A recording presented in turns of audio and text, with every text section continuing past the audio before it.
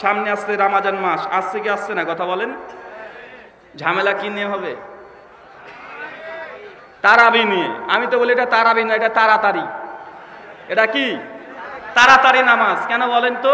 কারণ হুজুর এই নামাজ তারাবি পড়ে না। তারাবি এসেছে আরবি শব্দ তারবিহাতুন থেকে, মানে ধীরে ধীরে বিরতি দিয়ে পড়া। আর হুজুর করছে কি করে? তাড়াতাড়ি পড়া। যত তাড়াতাড়ি তারাবির নামাজ পড়তে পারবে ততই নাকি ভালো, আছে না নাই? দেখবেন রমজান মাস আসার আগেই যেসব হাফেজ দিয়ে তারাবির নামাজ পড়ানো হয়, মসজিদে গোল মিটিং হবে, হওয়ার পরে বলবে হুজুর হাফেজ সাহেব আপনি ক মিনিট নিন তারাবি পড়তে। আমাদের আগের বছরে হাফেজ সাহেব কিন্তু 8:15 মসজিদে ঢুকতেন, ঈশান নামাজের জামাত শুরু করতেন, আর 9:10 শেষ করে দিতেন। আপনি পারবেন তো? বা আছে না নাই কথা বলেন? আগে হাফেজ সাহেবকে চেক করে দেখে নাই। হাফেজ সাহেব বলছে ইনশাআল্লাহ তার 2 মিনিট আগেই শেষ করে দেব। মানে ও চাইছে যে কত তাড়াতাড়ি হয়। প্রথম দিন তারাবির নামাজে ঢুকেছে, ব্যতিক্রম হাফেজ সাহেব আর স্পিড বুঝতে পারেনি। তারাবি পড়তে গিয়ে দেখছে যে 9টা বেজে গেছে। কোন রকম নামাজ শেষ, আর মসজিদে যারা মাতব্বরে আছে তারা সঙ্গে সঙ্গে উঠে চিৎকার, হাফেজ সাহেব কি করলেন এটা? আরে আপনি 10 মিনিট বেশি নিয়ে নিয়েছেন, খবরদার কাল যেন এমন না হয়। বা আছে না নাই কথা বলেন? 8:15 তারাবির নামাজ শুরু হয়, আর 9:10 নামাজ শেষ হয়ে যাচ্ছে। মাত্র 35টা মিনিটে নামাজ পড়ছে হুজুরে 37 রাকাত। তো এটা তারাবি না তাড়াতাড়ি? তার জন্য এই নামাজের নাম তারাবির নামাজ নয়, এই নামাজটার নাম করে দেন তাড়াতাড়ি নামাজ। এই নামাজটাকে তাড়াতাড়ি বলাই এটা যথার্থ। আপনি 20 টাকার তারাবি পড়বেন না, 100 টাকাত পড়বেন, এ কথা অনেক পরে। কিন্তু আপনি ঝড়ের গতিতে যদি নামাজ পড়েন, বলুন তো আল্লাহ সুবহানাহু ওয়া তাআলা আপনার এই ইবাদত কবুল করবে? কখনোই নয়। আল্লাহ সুবহানাহু ওয়া তাআলা বলছেন সূরা মুমিনুন আয়াত নাম্বার 1, 2, 3, আল্লাহ বলছেন কদ আফলাল মুমিনুন আল্লাযিনা হুম ফি সালাতিহিম খাশিউন। ওই সমস্ত মুমিনরাই সফল কাম যারা নামাজের মধ্যে খুশু খুশু এখতিয়ার করে, ধীর স্থিরভাবে নামাজ পড়ে। আল্লাহ তাদেরকে বলছে সফল কাম। হুজুর তোমার মতো ঝড়ের গতিতে নামাজ পড়নেওয়ালাকে আল্লাহ সুবহানাহু ওয়া তাআলা সফল কাম বলে নাই।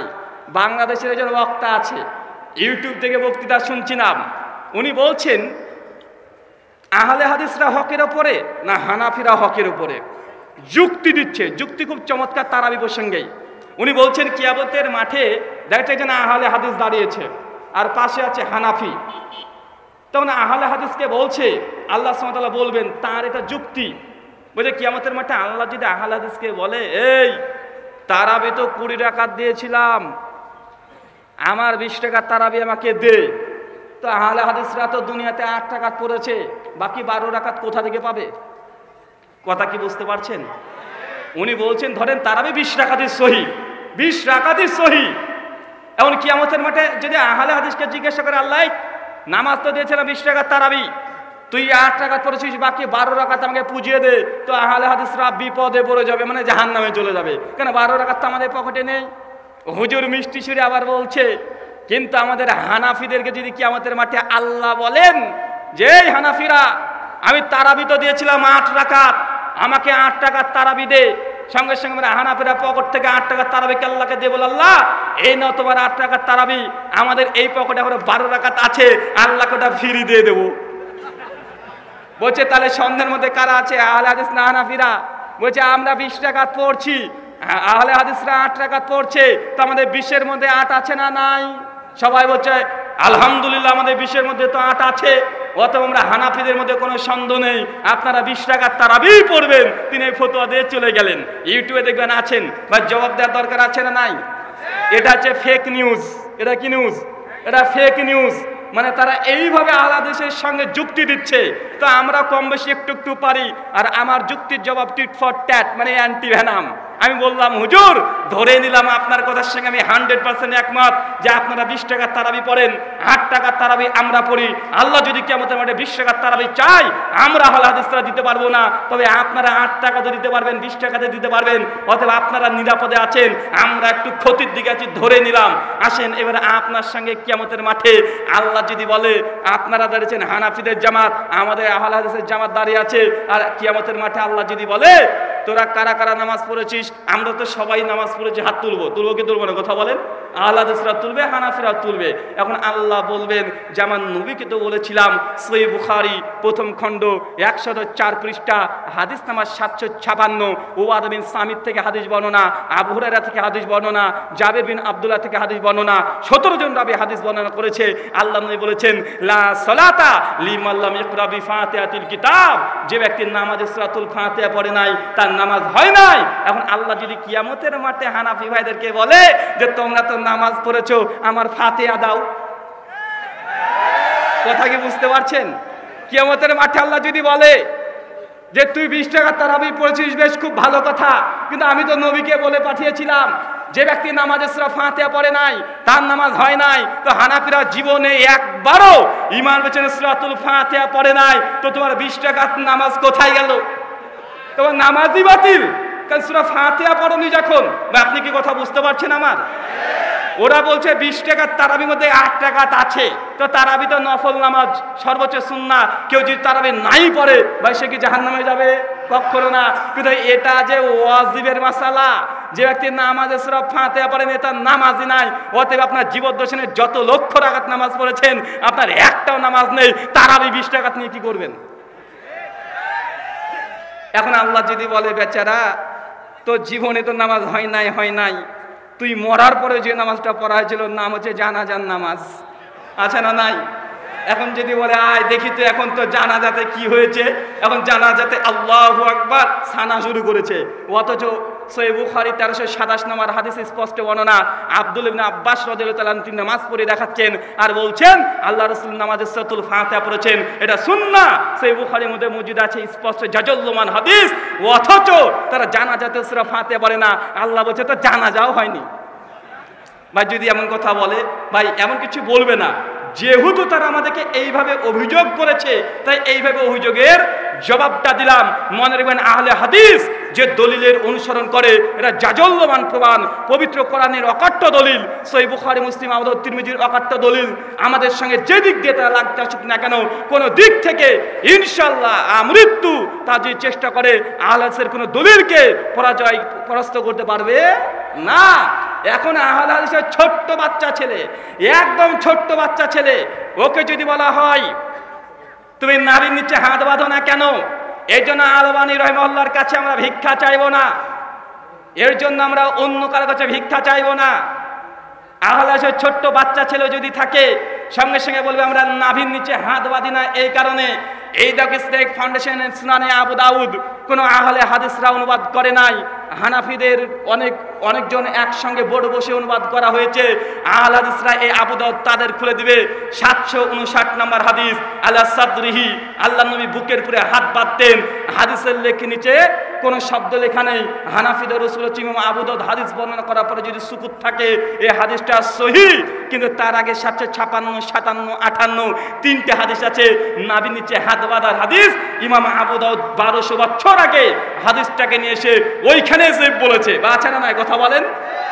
আহলে হাদিসের হাদিস যে হাদিসের উপরে আমল করে ইমাম আবু দাউদ একটা নুক্তা ব্যবহার করে নাই, কিন্তু হানাফি ভাইরা তারা নাভির নিচে হাত বাঁধছে। এর জন্য আলবানী রহিমাহুল্লাহর কাছে ভিক্ষা চাইলাম না, অন্য কোনো মুহাদ্দিসের কাছে ভিক্ষা চাইলাম না, স্বয়ং যিনি এই হাদিসকে সংগ্রহ করেছে তিনি বলে দিয়েছেন নাভির নিচে হাত বাঁধার হাদিস। এখানে আব্দুর রহমান ইবনে কুরাইশ আল কুফি আল ওয়াসিতি ইনি একজন যঈফ রাবী, কাযযাব রাবী, বিল ইক্তেফা ইজমাই, একদম ইমাম নাওয়ী রাহিমাহুল্লাহ তাকে যঈফ বলেছেন। অতএব এই হাদিস সহিহ নয়। ভাই বলুন তো এটা আমাদের কথা না ইমাম আবু দাউদ নিজে বলে গেছেন? দেখেন না, আমাদের সমাধান এখান থেকে হয়ে যাবে, গ্রন্থ যেটা ওখান থেকে সমাধান। বুকের উপরে হাত বাঁধা ইমাম আবু দাউদ কোনো যারা তাদের কিছু নিয়ে আসেনি, অতএব সহিহ। নাভির নিচে হাত বাঁধা তিনটে হাদিস নিয়ে এসে তিনটেকে যে বলে দিয়েছেন। এখন দেখেন তো মুহাদ্দিস সেই সময় তাদের কল পেশ করলাম, আহলে হাদিসরা জোরে আমিন বলে, ভাই বলে কি বলে না কথা বলেন? জোরে আমিন বলে। আলবানী রহিমাহুল্লাহর কাছে আমরা ভিক্ষা চাইবো না, যিনি হাদিসের গ্রন্থ সংকলন করেছে তিনি কি কথা লিখেছে আগে খুলে দেখেন। সুনানে তিরমিজি হাদিস না 248 নম্বর হাদিস আলোচনা করতে গিয়ে লিখেছেন ইমাম তিরমিজি যে আল্লাহ রাসূল যখন গায়রিল মাগযুবি আলাইহিম যালিম বলতেন ফাকালা আমিন, তখন তোমরা আমিন বলো। মাদ্দা বিহা সাউতেহা, আওয়াজটাকে উঁচু করো। রাফা বিহা সাউতা, একটু উঁচু করে বলো, একটু টেনে টেনে বলো। এই হাদিসটাকে আনার পরে ইমাম তিরমিজি ওখানে ক্ষান্ত না, আর একটা হাদিস নিয়ে এসেছে। প্রথমে জোরে আমিন বলা হাদিস নিয়ে এসেছে, তারপরে আস্তে আমিন বলা হাদিসও নিয়ে এসেছে।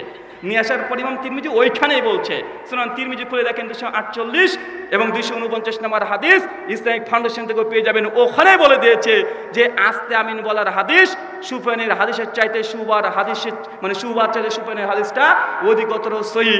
নিম্ন স্বরে আমিন বলা হাদিস সহিহ নয়। ভাই কথা আমার না ইমাম তিরমিজির কথা, বুঝতে পারছেন? আহলে হাদিসের দলিল যে জাজল্যমান। এখনকার কোনো মুহাদ্দিসকে যদি আমরা গ্রহণ না করি, সেই সময়কার মুহাদ্দিসদেরকে যদি নিয়ে নিই, তারপরেও আলহামদুলিল্লাহ আমাদের প্রত্যেকটা মাসালা স্পষ্ট ক্লিয়ার আছে না নাই? আমাদের স্পষ্ট মাসালা ক্লিয়ার আছে। যেই দিকে যাবেন সেই দিকেই। রফুল ইয়াদাইন আহলে হাদিসরা করে না। সহিহ বুখারী মুসলিমের হাদিস, রফুল ইয়াদাইন করে রুকুতে যাওয়ার সময়, রুকু থেকে ওঠার সময় তৃতীয় রাকাতে দুই সিজদার মাঝে করে না। সহিহ বুখারী 735, 36, 37 নম্বর হাদিস খুললে পাওয়া যায়। কিন্তু যারা রফুল ইয়াদাইন করে না, দলিল যেটা পেশ করে, প্রথম দলিল যেটা পেশ করে সুনান আবু দাউদ 738 নম্বর হাদিস। এই হাদিস আনার পরে ইমাম আবু দাউদ ওখানে বলে দিয়েছে ইবনে মাসউদের এই হাদিসটা প্রমাণিত নয়, লাইসা বিসহিহ, এই হাদিস সহিহ নয়। ভাই বলুন তো কার কথা বললাম? কথা কি আমার বুঝতে পারছেন? আমাদের দলিলে মজবুতি বুঝতে পারছেন? আমরা আলবানির কাছেও যাব না। আমাদেরকে বলে ওরা আলবানির মুকাল্লিদ। জি না, আমরা আলবানির মুকাল্লিদ নয়, বরং আলবানিকে রদ যদি কেউ বেশি সবচেয়ে করে ইলমি রদ আহলে হাদিস আলেম উলামারাই করেছে কি করে নাই? আলবলী রাহিমাহুল্লাহর অন্ধ অনুসরণ কেউ করে না। তার জ্বলন্ত দৃষ্টান্ত আপনাকে এখনই দেখালাম যে আমাদের প্রত্যেকটা মাসালা মুসান্নিফ তথা গ্রন্থের লেখক থেকে সহিহ প্রমাণিত। কিন্তু হানাফি ভাইরা যে আমলগুলো করে, এই আমলগুলো যে লেখক হাদিস এনেছে ওইখানেই ঘোষণা করেছে, তারপরে তারা মাতব্বারি করছে। আছে না নাই? আসেন একটা বক্তৃতা শোনাই, বক্তৃতা শুনবেন? বক্তব্যের মধ্যে আর একটা বক্তৃতা যদি চালাই তো কেমন না জানি লাগে। আসেন একটা বক্তৃতা শোনাই। আপনাদের বাংলাদেশের সিলেটের কোথাকার মানুষ? সিলেটের মানুষ। উনি বলছেন যে আমরা মাযহাব মানে কেন জানেন? মাযহাব মানার প্রথম এবং প্রধান কারণ কিছু কিছু মাসালা নাকি কোরআনেও নেই, হাদিসেও নেই, এই জন্য মাযহাব মানতে হয়। কি বললাম বলেন তো? কোরআনেও নেই, হাদিসেও নেই, এই জন্য মাযহাব মানতে হয়। আমি মোবাইল থেকে একটু বক্তৃতাটা চালাচ্ছি, হুজুরের মুখ থেকে শোনেন হুজুর কি বলে। আচ্ছা, আজকে মনে করেন বিবাহ হবে, থাকে সৌদি আরব অথবা থাকে লন্ডন। আপনার একজন আত্মীয়কে তার সাথে বিয়ে দিচ্ছেন, কিন্তু সে আসতে পারতেছে না। বলেন ঠিক আছে, মোবাইলে বিয়ে হয়। বিয়ে হবে কোথায়? একটু কথা বলেন না কেন? কিসে? এখন মোবাইলে বিয়ে যদি হয়, জামাই লন্ডন, বউ বাংলাদেশে, মোবাইলে বিয়ে করলে বিয়ে হবে কি না? ভাই ফতোয়া দিন, আপনারা সবাই ফতোয়া দিলেন যে হবে। ফতোয়া আমরা করে আপনারা মাসালাটা বুঝেন। শুধু মোবাইলে যদি বিয়ে দেন তাহলে বিয়ে হবে কি হবে না, এই মাসালা কোরআনেও নাই, এই মাসালা হাদিসে পাবেন। কারণ রাসূলুল্লাহর যুগে মোবাইল ছিল। কথা বলেন না কেন? তো রাসূলুল্লাহ সাল্লাল্লাহু আলাইহি ওয়াসাল্লামের যুগে যেহেতু মোবাইল ছিল না, এখন মোবাইলে বিবাহ করলে বিবাহ হবে কি হবে না, সেই মাসআলা কোরআন শরীফেও পাবেন না, হাদিস শরীফেও পাবেন না। লাগবে না। আসেন হুজুর একটু আমরা বলি, সেটা আপনি ওয়াজ করবেন, আমরা একটু করি। হুজুর একটা আর্গুমেন্ট পেশ করেছে। হুজুর বলছে কিছু কিছু মাসালা আছে যেগুলো কোরআনেও নেই, হাদিসেও নেই। উদাহরণস্বরূপ বলেছে বউ আছে লন্ডনে, স্বামী আছে বাংলাদেশে, মোবাইলে বিয়ে পড়ানো হবে। এখন যদি বিয়ে পড়া বিয়ে হবে কি হবে না, এ কথা কোরআন হাদিস থেকে দলিল দাও। যেহেতু আমরা কোরআন হাদিস থেকে সরাসরি দলিল দিতে পারবো না, এই জন্য নাকি মাযহাব মানতে হবে। তো আমার হচ্ছে অ্যান্টিভ্যানাম একটা জবাব, টিট ফর ট্যাট। এই জন্য যদি মাযহাব মানতে হয়, আমার প্রশ্ন, মোবাইলে বিয়ে পড়ানো জায়েজ না না জায়েজ? বউ আছে লন্ডনে, স্বামী আছে বাংলাদেশে, এখন মোবাইলে বিয়ে পড়ানো হবে। এই বিয়ে যদি পড়ানো হয় এটা জায়েজ না না জায়েজ? ইমাম আবু হানিফা রাহিমাহুল্লাহর ফতোয়া তুমি দাও। ইমাম আবু হানিফা রাহিমাহুল্লাহর যুগে মোবাইল নিশ্চয়ই ছিল। উনি আমাদেরকে জবাব দিয়ে বলছে আল্লাহর নবীর যুগে তো মোবাইল ছিল না, তাই হাদিসে তো পাওয়া যাবে না। তো হুজুর ইমাম আবু হানিফার যুগে কি মোবাইল ছিল? যদি না থাকে তুমি কোন ফতোয়া মানো? আর এই কথা সুস্পষ্ট হয়ে প্রমাণিত, বইটার নাম হচ্ছে জাস্টিস তাকি উসমানির দরসে তিরমিজি আল কাউসার প্রকাশনী থেকে ছাপানো হয়েছে, বাংলাদেশের কওমিদের মাদ্রাসা সিলেবাসের বই। এই বইটার উপরে পরীক্ষা নেওয়া হয়, পাস করানো হয়, ফেলও করানো হয়, কিন্তু ভেতরে যেগুলো আছে সেগুলো মানা হয় না। এই বইটার মধ্যে একটা শুধু অংশ দেখাবো, অনেক ডিটেল আলোচনা আমার ফেসবুকের মাধ্যমে আপনারা দেখে নিতে পারেন। হানাফি ভাইদের মাযহাব মানার পদ্ধতি দেখেন, যারা আছেন জুম করবেন। সুনানে তিরমিজি, দারসে তিরমিজি, জাস্টিস তাকি উসমানির এই বইটার 2য় খণ্ড 72 নম্বর পৃষ্ঠায় কি লিখছে দেখেন। বলছেন একটা মাসালার ব্যাপারে, কি মাসালা জানেন?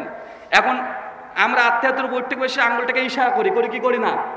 এখন ইমাম আবু হানিফা থেকে এই মর্মে কোনো ফতোয়াই প্রমাণিত না, একবারও প্রমাণিত নয়, বারবারও প্রমাণিত নয়।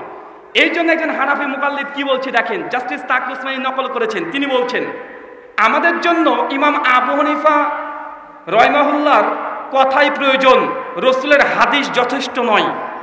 বলেন নাউজুবিল্লাহ মিন জালিক। পরিষ্কার বাংলাতে লেখা, আরবি নয়। তারাই লিখেছে, তারা অনুবাদ করেছে।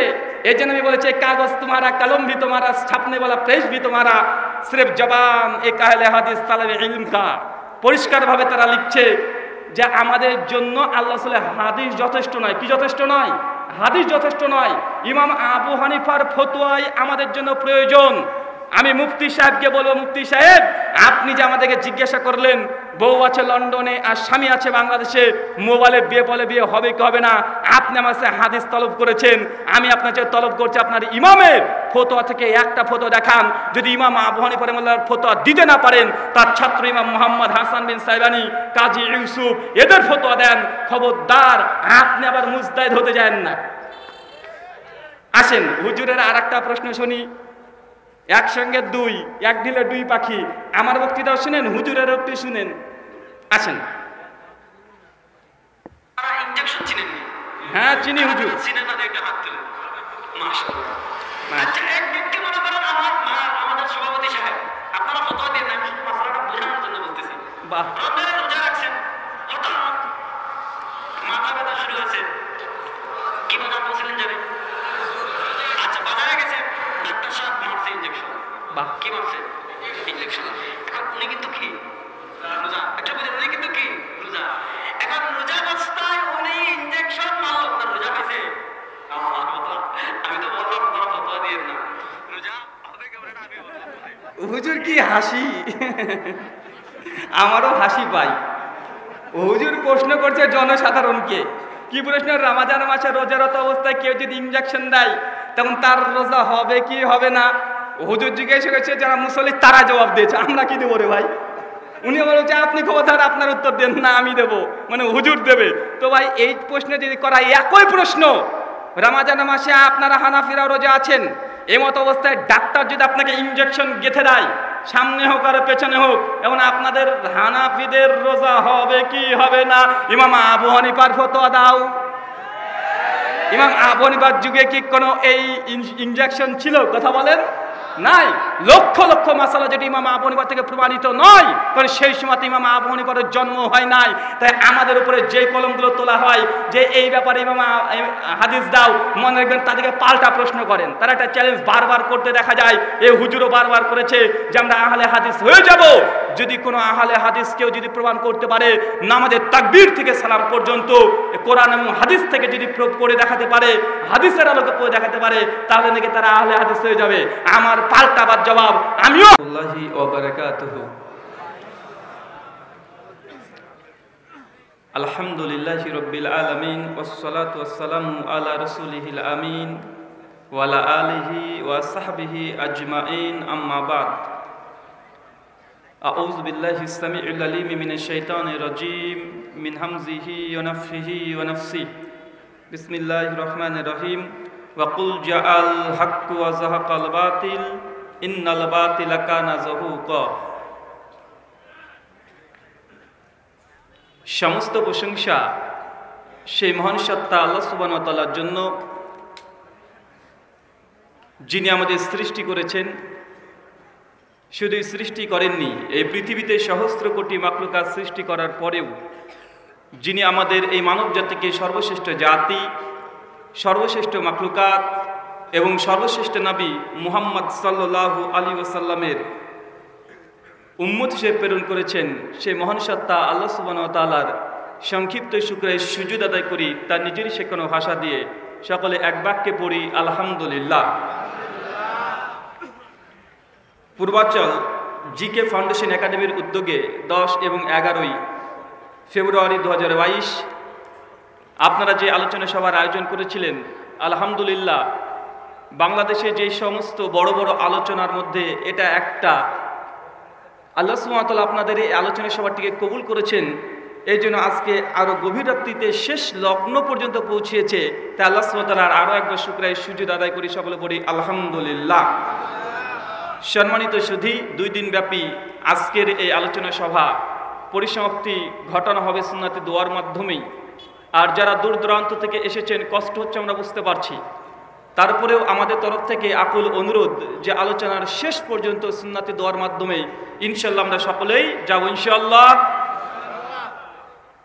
আজকে যে বিষয়ে আলোচনা করব, সাধারণত আহলে হাদিস সমাজদের উপরে যেসব আরোপিত অভিযোগ আমাদের উপরে করা হয়, প্রত্যেকটা জায়গাতে তার কিছু আমরা আলোচনার জবাব দেব। তথা আহলে হাদিস প্রসঙ্গে কিছু ফেক নিউজ বা ফেক নিউজ আছে না নাই, কিছু ফেক নিউজ, এই ফেক নিউজগুলোকে আমরা তদন্ত করে আজকে আপনাদের সামনে জবাব দেব। এখন ধর্ম নিয়ে কথা বলা বড় দুষ্কর, কারণ 2 দিকে ধার।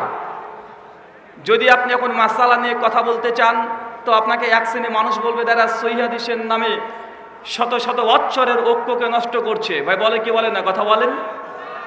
আবার যদি আকীদা নিয়ে কথা বলেন, ওখানেও আরেকবার বলবে এরা আকীদার নামে মুসলিম উম্মাহকে বিভক্তি করছে।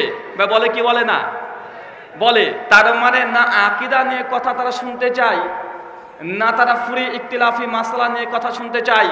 তারা শুধু চায় যে সুন্দর সুন্দর ঘটনা, সেটা জাল হোক, জয়ীফ হোক, মিথ্যা হোক আর ফজিলত হোক, এগুলো বললেই মানুষের মধ্যে যেন কোনো মতনৈক্য মতভেদ না হয়, এই কথাগুলো মানুষ শুনতে চায়। আছে না নাই? আর আমরা যখনই পবিত্র কোরআন এবং সুন্নাহর আলোকেই গুরুত্বপূর্ণ আলোচনা এবং তাওহীদ সুন্নাহ এগুলোকে মানুষের সামনে প্রকাশ করে দিই, সেই সময় আমাদের উপরে নানা রকমের অভিযোগ আসতে থাকে ধারাবাহিক পর্যায়ে। মনে রাখবেন, যখন আমরা যে কথাগুলো বলছি কোরআন সুন্নাহর আলোকে, এগুলো প্রত্যেকটা মুসলিমের জন্য মানা, এটাকে গ্রহণ করা, এটা অবধারিত যদি সেটা কোরআন সুন্নাহ হয়ে থাকে। মুসলিম যেসব দিনই ভাই এবং বোনেরা আছেন, তাদের কাছে আলোচনার পূর্বে একটা গুরুত্বপূর্ণ কথা বলতে চাই। মনে রাখবেন, মানুষ এখন বিশেষ করে কোনটা সত্য কোনটা মিথ্যা, হক এবং বাতিল, এটা মানুষ গ্রহণ করে মানুষের বক্তার জনপ্রিয়তা দেখে। কি দেখে বলেন তো ভাই? বক্তার কি দেখে? বক্তার জনপ্রিয়তা দেখে। কোন বক্তা কত বেশি তার ফলোয়ার আছে, কোন বক্তার বক্তৃতা শোনার জন্য কত লক্ষ লাখ মানুষ তার শোনার জন্য একদম বসে থাকে, এটা নিয়ে মানুষ আজকে সত্য এবং মিথ্যার মানদণ্ড গ্রহণ করেছে। মনে রাখবেন, যদি সংখ্যাগরিষ্ঠটাই যদি সত্যের মানদণ্ড হয়, তাহলে আপনি সারা জীবন ভুলের মধ্যে থাকবেন। কারণ গোটা বিশ্ব জগতে পৃথিবীর মধ্যে সবচেয়ে যারা সংখ্যাগরিষ্ঠ ধর্মের মানুষ, তারা হচ্ছে খ্রিস্টান, যাদের পরিসংখ্যান 220 কোটি। কত কোটি কথা বলেন? 220 কোটি। আমি এমন একটা কথা ধরুন বললাম, এখনই বলবো আপনাদের সামনে, দেখবেন কালকে ফেসবুকে যখন যাবে, ইউটিউবে যখন আপলোড হবে, পিছনে লিখে দেবে, এ তুই কোথাকার মুফতি, তোর চাইতে ওই বক্তা এই জায়গা থেকে পড়াশোনা করেছে, অমুক জায়গার শিক্ষক, ও কি ভুল বলতে পারে? বা আছে না নাই, কথা বলেন? আছে। বক্তা খুব সুন্দরভাবে ওয়াজ করছে। কি ওয়াজ করছে? 7 দাঁতে জান্নাতের কাহিনী। এখন যদি বলেন যে হুজুর এটা কোরআনেও নেই, হাদিসেও নেই, ইসলামের ওই ইতিহাসে কোনো গ্রন্থেও নেই, আপনি যে 7 দাঁতের কাহিনী কেটে কেটে মানুষকে বললেন এটা সম্পূর্ণ মেড ইন চায়না, এটা যখনই বলবেন তখন আপনাকে ইহুদির দালাল বলবে। বলে কি বলে না, কথা বলেন? আপনাদের বাংলাদেশের জনপ্রিয় বক্তা, যার বক্তৃতার সঙ্গে লক্ষ লক্ষ মানুষ একদম উদ্বিগ্ন হয়ে বসে থাকে, তাদের যে আলোচনা দায়িত্বহীনতার পরিচয় তারা দেয়, এমন এমন ঘটনা তারা বর্ণনা করে যে ঘটনা না কোরআনে আছে, না কোনো গ্রহণযোগ্য তাফসিরে আছে, না কোনো হাদিসের পৃষ্ঠাতে আছে। সহিহ তো দূরের কথা, জয়ীফ তো দূরের কথা, জাল হাদিসের গ্রন্থেও এরকম ঘটনা আশ্রয় পায় নাই। এমন ঘটনা বর্ণনা করা হয় কি হয় না, কথা বলেন? আছে। হুজুর বলছে নবীজি মুহাম্মদ সাল্লাল্লাহু আলাইহি ওয়াসাল্লাম নিজে যে কাজ করতেন না, সেই কাজের আদেশও করতেন না। এটাকে বয়ান করতে গিয়ে, ব্যাখ্যা করতে গিয়ে হুজুর তখন বলছে, একজন ব্যক্তি তার সন্তানকে নিয়ে এসেছে, বাবা তার ছেলেকে নিয়ে এসেছে, এসে আল্লাহর নবীকে বলছে, আল্লাহর নবী আপনি একে বলেন তো আমার ছেলেটা খুব মিষ্টি খায়, আমার ছেলে যেন মিষ্টি না খায়, তার জন্য একটু নসিহত করেন। আল্লাহর নবী তখন চোখটাকে বন্ধ করে একটুবার বলছেন যে বাবা তুমি 3 দিন পরে নিয়ে আসবে। 3 দিন পরে যখন নিয়ে এসেছে ওই ছেলেটাকে, তখন আল্লাহর নবী বলছেন আচ্ছা ঠিক আছে, তুমি মিষ্টি আর খাবে না। ছেলের পিতা তখন জিজ্ঞাসা করছে, এ কথা 3 দিন আগে তো বলতে পারতেন।